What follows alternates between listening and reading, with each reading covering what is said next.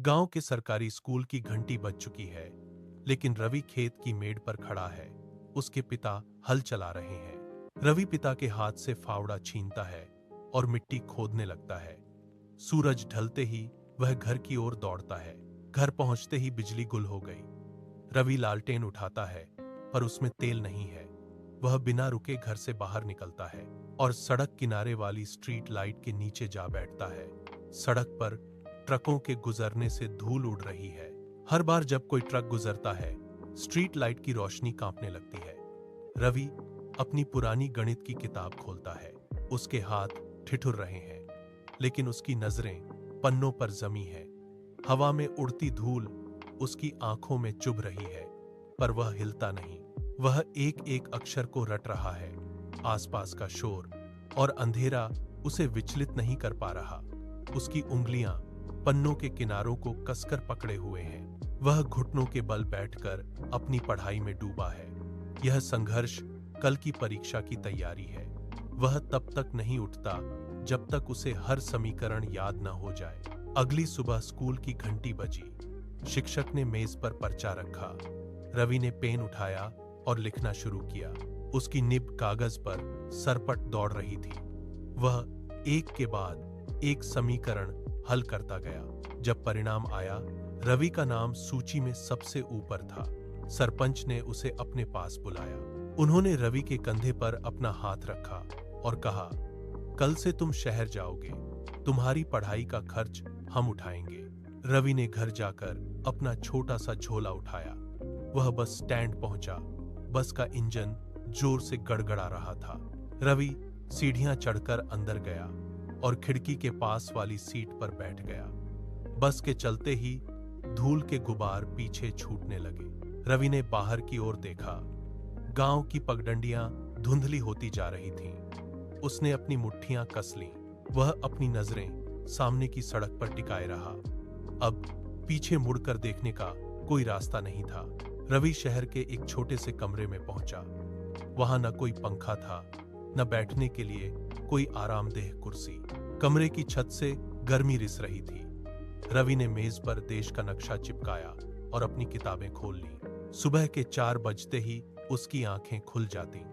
वह फर्श पर बैठकर पन्नों में डूब जाता। बाहर शहर का शोर था, ट्रकों की आवाज और भीड़ की गूंज, लेकिन रवि की नजरें केवल अक्षरों पर टिकी थीं। दोपहर में पसीना उसकी आंखों में बहता। वह उसे पोंछता और फिर से समीकरण हल करने लगता। रात के 2 बजे तक उसकी मेज पर जलती मोमबत्ती का पिघलता मोम उसकी एकाग्रता का गवाह था। कभी कभी भूख से उसका पेट मरोड़ खाता, पर वह पानी पीकर फिर से पढ़ने बैठ जाता। 2 साल बीत गए। उसकी उंगलियां पन्नों को पलटते पलटते थक जाती, पर वह रुकता नहीं। वह केवल एक लक्ष्य देख रहा था। कंप्यूटर की स्क्रीन पर कर्सर झपक रहा था। रवि ने अपनी उंगलियों से कीबोर्ड पर रोल नंबर टाइप किया और एंटर दबाया। स्क्रीन पर परिणाम का पेज लोड हुआ। उसने अपना रोल नंबर सूची में देखा। वह सफल हो चुका था। 5 साल बीत गए। गांव की कच्ची सड़क पर धूल का गुबार उठा और एक काली गाड़ी आकर रुकी। गाड़ी का दरवाजा खुला और रवि बाहर निकला। गांव के लोग ढोल नगाड़े लेकर उसकी ओर दौड़े। ढोल की थाप से पूरी हवा गूंज उठी। लोग खुशी में झूम रहे थे। रवि ने भीड़ के बीच से होते हुए अपने पुराने घर की दिशा में कदम बढ़ाए। उसके चलने की गति स्थिर थी। लोग उसके चारों ओर जमा हो गए। कोई उसके हाथ छूने की कोशिश कर रहा था, तो कोई जोर जोर से तालियां बजा रहा था। रवि ने भीड़ को देखकर अपना सिर झुकाया। ढोल की आवाज और तेज हो गई। वह उस जगह पहुंचा जहां कभी सड़क के किनारे स्ट्रीट लाइट हुआ करती थी। उसने अपनी जेब से चाबी का गुच्छा निकाला और ताले में चाबी घुमाई। ताला खुलने की धातुई आवाज भीड़ के शोर में दब गई। उसने भारी दरवाजे को धक्का दिया। रवि ने लाइब्रेरी के अंदर कदम रखा। अलमारियों में सजी हजारों किताबें, ताजी स्याही और कागज की गंध बिखेर रही थीं। उसने खिड़की के पास जाकर बाहर देखा। वहां वही जगह थी जहां कभी वह स्ट्रीट लाइट के नीचे बैठकर पढ़ता था। अब वहां गांव के बच्चे मेजों पर झुके हुए थे। वे अपनी कॉपी में लिख रहे थे।